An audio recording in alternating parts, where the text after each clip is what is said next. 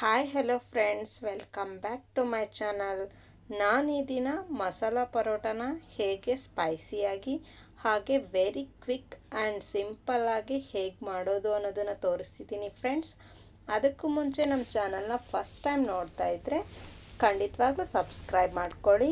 ಹಾಗೆ ಈ ವಿಡಿಯೋನ ಫುಲ್ ಎಂಡ್ವರೆಗೂ ನೋಡಿ. ಈ ವಿಡಿಯೋ ನಿಮ್ಗೆ ಇಷ್ಟ ಆದರೆ ಖಂಡಿತವಾಗ್ಲೂ ಒಂದು ಲೈಕ್ ಮಾಡಿ, ಹಾಗೆ ನೀವು ಫ್ರೆಂಡ್ಸ್ಗೆಲ್ಲ ಶೇರ್ ಮಾಡಿ. ಬನ್ನಿ ನೋಡೋಣ ಮಸಾಲ ಪರೋಟನ ಹೇಗೆ ಮಾಡೋದು ಅಂತ. ಮಸಾಲ ಪರೋಟ ಮಾಡೋದಕ್ಕೆ ಬೇಕಾಗುವಂಥ ಇಂಗ್ರೀಡಿಯೆಂಟ್ಸ್ಗಳು: ಫಸ್ಟ್ 1 ಕಪ್ಪು ಮೈದಾ ಹಿಟ್ಟು ಹಾಕ್ಕೊಳ್ಳೋಣ. ಹಾಗೆ 1 ಕಪ್ಪು ಗೋಧಿ ಹಿಟ್ಟು, ಹಾಗೆ ಕಾಯಿ ತುರಿ ಹಾಕ್ಕೊಳ್ಳೋಣ. ನೆಕ್ಸ್ಟ್ ಸ್ವಲ್ಪ ಶುಂಠಿ ಬೆಳ್ಳುಳ್ಳಿ ಪೇಸ್ಟ್, ಹಾಗೆ ಸಬ್ಸಿಗೆ ಸೊಪ್ಪು, ಹಾಗೆ ಕೊತ್ತಂಬರಿ ಸೊಪ್ಪು, ಹಾಗೆ ಸ್ವಲ್ಪ ಹಸಿಮೆಣಸಿನ್ಕಾಯಿ, ನೀವು ಖಾರಕ್ಕೆ ತಕ್ಕಷ್ಟು ಹಾಕ್ಕೊಳ್ಳಿ, ಹಾಗೆ ರುಚಿಗೆ ತಕ್ಕಷ್ಟು ಉಪ್ಪು. ಇದನ್ನು ಚೆನ್ನಾಗಿ ಮಿಕ್ಸ್ ಮಾಡ್ಕೊಳ್ಳೋಣ. ಈಗ ಇದಕ್ಕೆ ಸ್ವಲ್ಪ ಜೀರಿಗೆನ ಆ್ಯಡ್ ಮಾಡ್ಕೊಳ್ತಾ ಇದ್ದೀನಿ ಟೇಸ್ಟ್ಗೆ. ಈಗ ಸ್ವಲ್ಪನೇ ನೀರನ್ನ ಆ್ಯಡ್ ಮಾಡಿಕೊಂಡು ಕಲಿಸ್ಕೊಳ್ಳೋಣ. ಒಂದೇ ಸರಿ ನೀರು ಹಾಕಿದ್ರೆ ಗಂಟುಗಳಾಗ್ಬಿಡುತ್ತೆ. ಅದಕ್ಕೆ ಸ್ವಲ್ಪನೇ ನೀರನ್ನ ಹಾಕ್ಕೊಂಡು ಈ ಥರ ದೋಸೆ ಹಿಟ್ಟಿನ ಅದಕ್ಕೆ ಕಲಿಸ್ಕೊಳ್ಳೋಣ.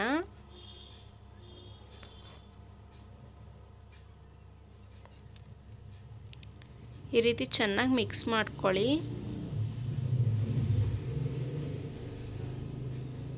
ಈಗ ದೋಸೆ ಹಿಟ್ಟಿನ ಅದಕ್ಕೆ ರೆಡಿ ಆಗಿದೆ ಇದು.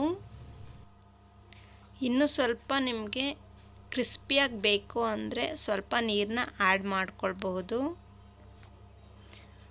ಈಗ ಸ್ಟವ್ ಹಚ್ಚಿ ಪ್ಯಾನ್ ಇಟ್ಕೊಳ್ತಾ ಇದ್ದೀನಿ. ಈಗ ಪ್ಯಾನ್ ಬಿಸಿಯಾಗಿದೆ.